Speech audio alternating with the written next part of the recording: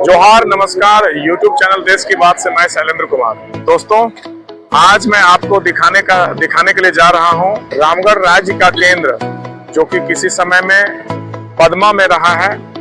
और पदमा में स्थित महाराजा रामनारायण सिंह, जिनका आप देख रहे हैं कि बोर्ड लगा हुआ है, महाराजा रामनारायण सिंह द्वार पे मैं हूँ। और इनके वंशजों ने बिहार, जिस समय संयुक्त बिहार था हमारा झारखंड, उस समय इनका एक बहुत विशेष प्रभाव रहा है, राजनीतिक रूप से भी और रजवाड़ों में भी। पदमा, जो रामगढ़ राज्य का केंद्र है, पदमा राज्य का एक बहुत ही विशेष प्रभाव रहा है। तो चलिए मैं आज आपको अंदर तक ले जा करके इस पूरे जो ऐतिहासिक स्थल है, जो किसी समय में पावर सेंटर रहा है, वहां पर ले जा करके आपको इनके वंशजों में जो विशेष हुए, कामाख्या नारायण सिंह, बसंत नारायण सिंह, सबसे अंतिम जो इस क्षेत्र में राजनीतिक रूप से सक्रिय रहे, सौरभ नारायण सिंह, इनके परिवार में विजय राज्य लक्ष्मी एवं उनके अन्य जो परिवार के सदस्य रहे हैं, वो किस तरह से राजनीतिक प्रभाव में रहे हैं और किस तरह से इस राज परिवार का एक अपना प्रभाव रहा है, उसका मैं जिक्र करूंगा। तो चलिए मैं आपको लेके चलता हूं रामगढ़ राज्य के ओर। तो यहाँ से रांची पटना रोड में प्रथम गेट है और यहाँ से हम लोग आगे बढ़ते हुए अब चल दिए हैं मुख्य महल की ओर, जहाँ पे हवा महल और मुख्य महल, जहाँ पे राज परिवार के लोग रहते थे। तो यहाँ से लगभग 1.5 से 2 किलोमीटर का एरिया जो था, किसी समय में चारों तरफ समझिए एक विशेष चकाचौंध रहा करता था। और ये हजारों एकड़ में बना महल का जो चारों तरफ का क्षेत्र था, वो कहीं ना कहीं बाउंड्री वाल से घेरा हुआ था। हम लोग चल पड़े हैं उसी ओर। और यहाँ से ये सशस्त्र पुलिस बल का केंद्र है। हम लोग इससे आगे बढ़ते हैं। चारों तरफ अब सरकारी कई बिल्डिंगें बन चुकी हैं। और ये बाएं तरफ जो है सो भारतीय प्रशिक्षण केंद्र है, खेल से संबंधित साई का सेंटर है। स्पोर्ट्स अथॉरिटी ऑफ इंडिया खेल से संबंधित एक सेंटर बना है, जो हजारीबाग का सेंटर है। यहाँ पे कई तरह के खेल के आयोजन हो रहे हैं। हालांकि पूरी तरह से सफलता इसमें नहीं मिल पाई है, आसपास के सभी बच्चे इस तक नहीं पहुँच पाए और ये सेंटर भी अपना विशेष प्रभाव नहीं रख पाया। ये हवा महल की ओर हम लोग अब सामने जो दिख रहा है वो हवा महल का केंद्र है। जैसा कि हम लोग हवा महल के गेट पे पहुंच चुके हैं। ये लगभग 20 एकड़ से ज़्यादा की क्षेत्रफल में ये बना हुआ हवा महल काफ़ी आकर्षक है। और उसके सबसे ऊपर जो गुंबद दिख रहा है, इसी समय में वहाँ से एक बहुत विशेष लाइट लगा हुआ था, जिसका प्रकाश पूरे क्षेत्र में चारों तरफ फैलता था। तो जैसा कि हम लोग राजा रामनारायण सिंह द्वार, जो पदमा गेट जिसको बोलते हैं, जो main road Ranchi Patna road में स्थित है, वहां से हम लोग अंदर आए हैं। और ये जो स्थान है, इसको हवा महल कहते हैं। आप इसके नाम से ही पता चलता है कि इसके चारों तरफ हवा का प्रवेश बड़ा विशेष ढंग से किया गया है।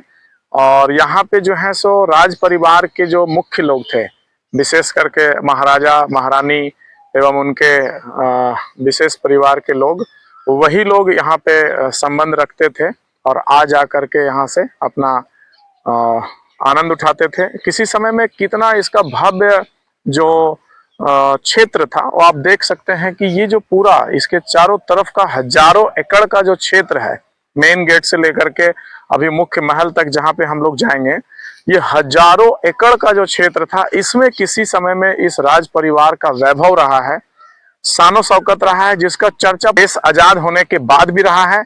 और जिस समय राज परिवार था, उस समय विशेष रूप से इस राज परिवार का एक प्रभाव था, जिसको रामगढ़ स्टेट के नाम से जाना जाता था।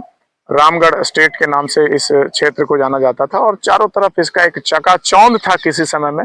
आज वीरान है, हालांकि इसके वंशज जो हैं सो आज भी हैं, जो कि कुछ रामगढ़ में और कुछ हजारीबाग में रह करके, ऐसे पूरे देश में और देश के बाहर भी उनका, कई देश के विभिन्न शहरों में उनका अपना घर है, जहाँ पे वो रहते हैं। और मतलब कि अलग दुनिया में जी रहे हैं इस राज परिवार के लोग। हालांकि राजनीति में सक्रिय हैं उनके आज भी प्रभाव जो उनका है वो काफी बहुत है। वो जब चाहें, जब कभी विशेष अवसर पर ऐसा आवश्यकता पड़ता है तो वो अपनी सभी शक्तियों के साथ लोगों के बीच भी कभी कभी आते हैं। तो हम लोग चलते हैं यहाँ से, और मुख्य महल जहाँ पे है वो जो यहाँ से लगभग 1 किलोमीटर और दूरी पे है, वहां पे चल के आपको सारी बात को बताएंगे इस परिवार से संबंधित। तब तक थोड़ा सा अंदर चलते हैं और देखते हैं कि इस महल में क्या स्थितियां का एक विशेष जो है सो यहाँ पे परिचय प्रवेश द्वार से ही दिखता है। इसका नक्काशी दिखाइए कि कितना बेहतरीन, कितना उम्दा नक्काशी है, कितना विशेष नक्काशी है। और चूंकि महाराजा परिवार से हैं तो इनका जो है सो वैभव प्रवेश द्वार से ही दिखता है। और किसी समय में तो यहाँ पे चारों तरफ सोने चांदी का नक्काशी किया हुआ, कारीगरी किया हुआ काम था। इसके जो शिल्पकार थे उसका आज भी इसका वैभव देखने को बनता है कि कितना मजबूत और कितना जो है सो टिकाऊ यह महल रहा है। जिस तरह से इसके चारों तरफ आज भी अगर इस क्षेत्र पे अगर ध्यान दिया जाए तो मैं समझता हूँ कि ये पर्यटक के क्षेत्र में अपना योगदान दे सकता है। और जो इतिहास समेटे हुए है यह महल वो लोगों तक जाए, और जा करके जो है सो क्योंकि विरासत जो है ना, इतिहास समाप्त नहीं होना चाहिए, उससे बहुत सारी चीजें सीखने को मिलती है। ध्यान देने की आवश्यकता है। यहाँ के राज परिवार के लोग ध्यान दें, या तो फिर राज्य सरकार का जो ये धरोहर है उस पर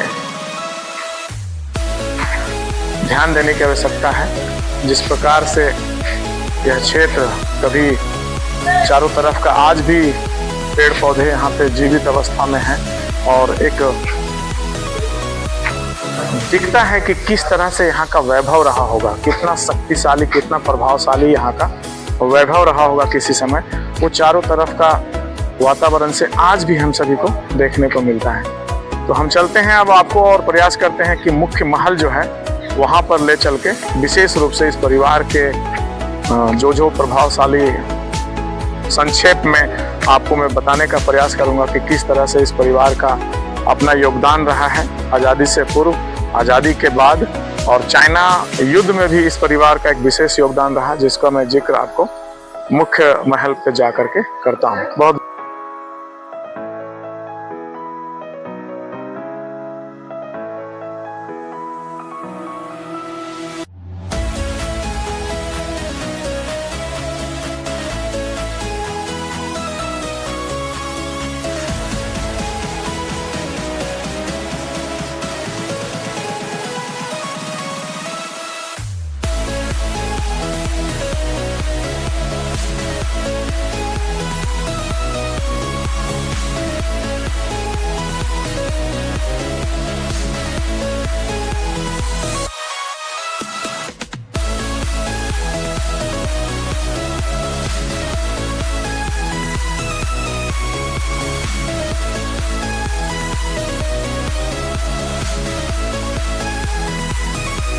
तो जैसा कि हम लोग आ चुके हैं मुख्य महल में, और यहाँ पे हम लोग जो हैं सो आज बात करेंगे। मैंने आपको बताया है कि पद्मा का जो इतिहास है, इस राज परिवार का जो इतिहास है रामगढ़ स्टेट का, वो 1368 से स्टार्ट होकर के 1953 तक चला। इसके पहले महाराजा के रूप में जो है सो बाघदेव हुए, और अंतिम महाराजा के रूप में कामाख्या नारायण सिंह हुए।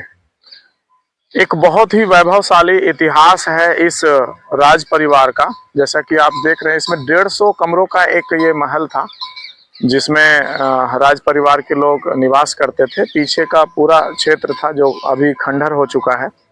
और किसी समय में बिहार राज्य के सबसे बड़े जमींदारी के मालिक हुआ करते थे राजघराने का यह परिवार। बिहार राज्य के सबसे बड़े जमींदारी का क्षेत्र था इनका।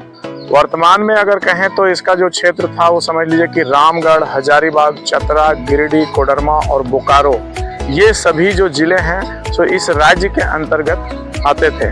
पूरा खनिज संपदा से भरा होने के कारण इस राज परिवार का जो वैभव था वो अपने आप में बहुत विशेष था। किसी समय में चकाचौंध इस कदर था कि पूरे बिहार के मंत्रिमंडल इनके इर्द गिर्द घूमा करते थे, और ये जिसको जैसा तैयारी करते थे उस हिसाब से बिहार के राज्य में राज शासन चलता था आज़ादी के बाद भी। आज़ादी से पूर्व का तो इसका इतिहास 1368 से चला और जो 1953 तक, लेकिन आज़ादी के बाद जो है, आज़ादी के बाद भी इस राज परिवार का इतिहास बहुत ही विशेष रहा है। इनके सबसे पहले इनके परिवार में जो है सो राजमाता शशांक मंजरी जो थी, तो शशांक मंजरी पहली बिहार मंत्रिमंडल में महिला विधायक के रूप में रही। मतलब बिहार विधानसभा की पहली महिला विधायक के रूप में माता राजमाता जो शशांक मंजरी थी, और भारत के पहली महिला सांसद के रूप में विजया राजलक्ष्मी जो थी इस परिवार की रानी, वो रही है सांसद। और साथ ही साथ इस परिवार में जो सबसे प्रभावशाली नेतृत्व में से रहा वो बसंत नारायण सिंह जी का रहा था। बसंत नारायण सिंह जी 4 बार जो हैं सो सांसद रहे और विधायक बन करके बिहार के मंत्रिमंडल में अपना नेतृत्व दिया है उन्होंने। साथ ही साथ कामाख्या नारायण सिंह भी लगातार जो है सो राजनीतिक प्रभाव में बने रहे और बिहार के मंत्रिमंडल में 2-2 बार इस परिवार का लोग जो है सो मंत्री रहे।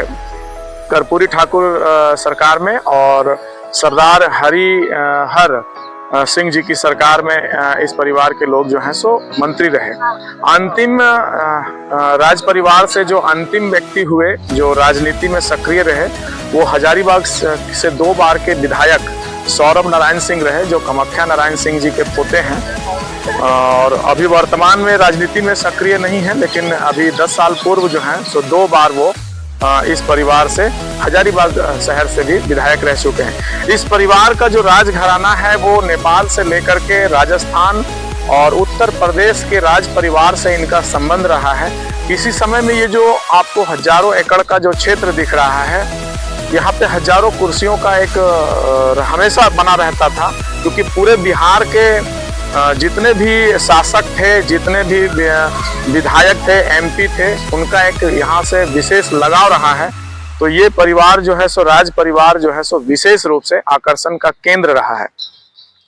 आज जो ये वीरान दिख रहा है हम सबको, यहाँ कभी लगभग 2000 हाथी, हजारों की संख्या में घोड़े, 2000 से अधिक सैनिक हमेशा यहाँ पे जो है सेवा में तैनात रहते थे। इस राज परिवार का इतिहास बहुत ही आकर्षक रहा है। मैं इतना जानने के पीछे एक मुख्य कारण है कि मेरे पिताजी का भी यहाँ से संबंध रहा है।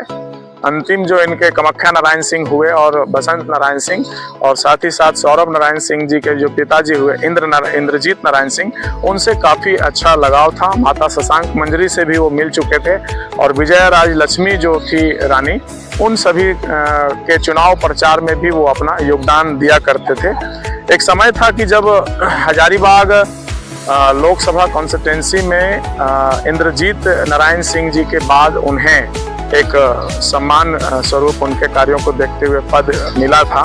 तो इस राज परिवार से काफी लगाव था। आज यह जो भी हम सभी को दिख रहा है वीरान क्षेत्र, वो किसी समय में पूरे बिहार के नेतृत्व का केंद्र रहा करता था।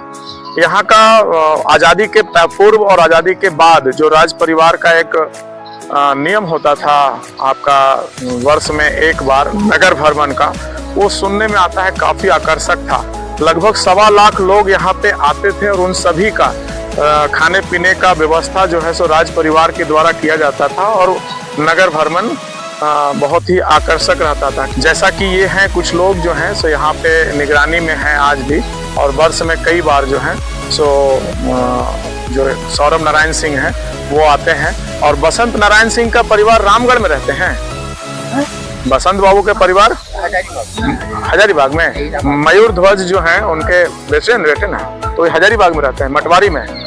हाँ, तो जैसा कि कामाख्या नारायण सिंह जी मुख्य राजा थे, उनके भाई बसंत नारायण सिंह जी थे, उनके परिवार में आज उनके बेटे मयूर ध्वज जो हैं सो मटवारी हजारीबाग में रहते हैं। तो जैसा कि देख रहे हैं कि ये राज परिवार का जो घर था, इसी समय में बिहार और झारखंड में विशेष प्रभाव रहा है इस परिवार का। आज ये क्षेत्र वीरान है। मैंने आपको पूरा संक्षिप्त विश्लेषण रामगढ़ राज्य के बारे में आपको बताया। आपको मेरा विश्लेषण कैसा लगा निश्चित रूप से अपने कमेंट बॉक्स में जा करके मुझे जरूर बताएं, और मेरा अगर विश्लेषण सही लगता हो तो मेरे चैनल को लाइक और सब्सक्राइब करें। बहुत बहुत धन्यवाद।